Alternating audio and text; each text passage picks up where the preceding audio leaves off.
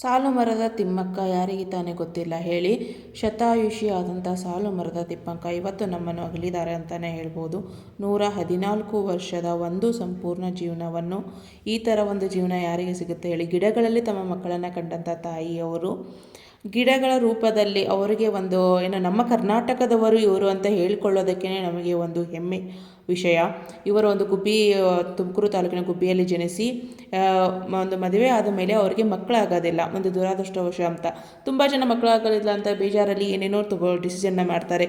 But ಈ ತಾಯಿ ಆವಾಗಲೇ ಒಂದು ಎಜುಕೇಷನ್ ಅನ್ನೋದು ಗೊತ್ತಿಲ್ಲದೆ ಇದ್ರೂ ಆ ಒಂದು ಮರಗಳನ್ನು ನೆಟ್ಟು ಮರಗಳಲ್ಲಿ ತನ್ನ ಮಕ್ಕಳನ್ನು ಕಂಡಂಥ ತಾಯಿ ಇವರು. ಮರಗಳ ರೂಪಗಳಲ್ಲಿ ಅವರ ಮಕ್ಕಳನ್ನು ಕಂಡು ಅದನ್ನು ಪಾಲನೆ ಪೋಷಣೆ ಮಾಡಿದಂತಹ ತಾಯಿ ಇವತ್ತು ನಮ್ಮನ್ನು ಅಗಲಿದ್ದಾರೆ. ನಮ್ಮ ಕರ್ನಾಟಕದ ಜಿಲ್ಲೆಯವರು ಇವರು ಅಂತ ಹೇಳ್ಕೊಳ್ಳೋದಕ್ಕೆ ನಮಗೆ ಒಂದು ಹೆಮ್ಮೆ. ಮುಂದಿನ ಫ್ಯೂಚರ್ಗೋಸ್ಕರ ಅವರು ನೀಡಿದಂಥ ಕೊಡುಗೆ ಅಪಾರ ಕೊಡುಗೆ ಅಂತಲೇ ಹೇಳ್ಬೋದು. ನಾವು ಇವತ್ತೊಂದು ಉಸಿರಾಡ್ತಾ ಇದ್ದೀವಿ, ಒಂದು ಫ್ರೆಶ್ ಏರ್ನ ತಗೋತಾ ಇದ್ದೀವಿ ಅನ್ನೋದಕ್ಕೆ ಕಾರಣನೇ ಈ ತಾಯಿ ಅಂತಲೇ ಹೇಳ್ಬೋದು.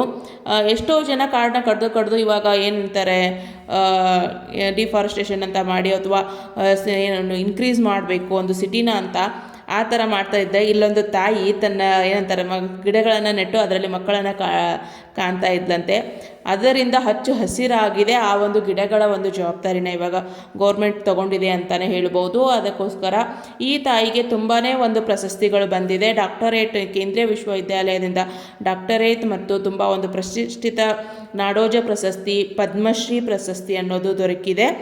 ಅದು ಪ್ರಶಸ್ತಿಗಳೆಲ್ಲ ಬೇರೆ ಕಡೆ ಅಂದರೆ ಅವರು ಕೊಟ್ಟಂಥ ಕೊಡುಗೆ ನಮಗೆ ಎಂಥದ್ದು ಅಂತ ನೋಡಿ. ಅವರು ಇಲ್ಲ ಅಂದ್ರೂ ಅವ್ರ ಹೆಸರುಗಳು, ಒಂದೊಂದು ಗಿಡನೂ ಅವ್ರ ಹೆಸರು ಹೇಳುತ್ತೆ ಅಂತಲೇ ಹೇಳ್ಬೋದು. ಆ ಒಂದು ನೇಚರ್ ಜೊತೆಗೆ ಒಂದು ಕನೆಕ್ಟಿವ್. ಇವಾಗೆಲ್ಲ ತುಂಬಾ ನೇಚರ್ ಅಂತ ಮಾತಾಡ್ತಾರೆ, ಬಟ್ ಯಾರೂ ಅದನ್ನು ಉಳಿಸ್ಬೇಕು ಅನ್ನೋ ಒಂದು ಪ್ರಯತ್ನವೂ ಮಾಡಲ್ಲ. ಆವಾಗ ತಾಯಿ ತನಗೆ ಮಕ್ಕಳಿಲ್ಲ ಅಂತ ಅಂದ್ಬಿಟ್ಟು ರೋಡ್ ಸೈಡಲ್ಲಿ ಗಿಡಗಳನ್ನ ನೆಡ್ತಾ ಬರ್ತಾರೆ, ನೀರು ಹಾಕ್ಬಿಟ್ಟು ಅದನ್ನು ಪೋಷಣೆ ಮಾಡ್ತಾ ಬರ್ತಾರೆ. ಇವತ್ತು ಅವು ಬೆಳೆದು ಹೆಮ್ಮರವಾಗಿ ನಿಂತಿವೆ ಅಂತಲೇ ಹೇಳ್ಬೋದು.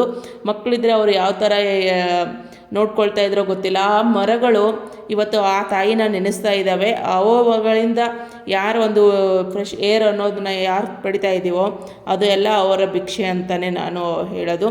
ಸೊ ಇವತ್ತು ನಮ್ಮನ್ನು ಅಗಲಿದ್ದಾರೆ. 114 ವರ್ಷದ ಒಂದು ಸಂಪೂರ್ಣ ಜೀವನವನ್ನು ಮುಗಿಸಿ ಅವರ ಒಂದು ಆತ್ಮಕ್ಕೆ ಶಾಂತಿ ಸಿಗಲಿ. ಈ ಒಂದು ಆ ತಾಯಿ ಹೆಸರು ಎಲ್ಲೂ ಇದಾಗಲ್ಲ ಅಂತಲೇ ಹೇಳ್ಬೋದು. ಸಾಲು ಮರದ ತಿಮ್ಮಕ್ಕ, ವೃಕ್ಷ ಮಾತೆ, ಒಂದು ಆ ಗಿಡಗಳಿಂದನೇ ನಮ್ಮ ಜೊತೆ ಯಾವಾಗಲೂ ಇರ್ತಾರೆ ಅಂತಲೇ ಹೇಳ್ಬೋದು. ಯಾವಾಗಲೂ ಅವರ ಒಂದು ಭಿಕ್ಷೆ ಇದರಲ್ಲೇ ನಾವು ಉಸಿರಾಡ್ತಾ ಇರ್ತೀವಿ ಅಂತಲೇ ಹೇಳ್ತೇನೆ. ಇದು ಒಂದು ಅವರ ಒಂದು ಜೀವನದ ಒಂದು ಸಂಪೂರ್ಣ ಜೀವನವನ್ನು ನಡೆಸಿ ಇತ್ತೀಚೆಗೆ ಅಷ್ಟೇ ಅವರಿಗೆ ಉಸಿರಾಟದ ತೊಂದರೆಯಿಂದ ಜಯನಗರದ ಒಂದು ಹಾಸ್ಪಿಟಲ್ಗೆ ಅಡ್ಮಿಟ್ ಮಾಡಿರ್ತಾರೆ.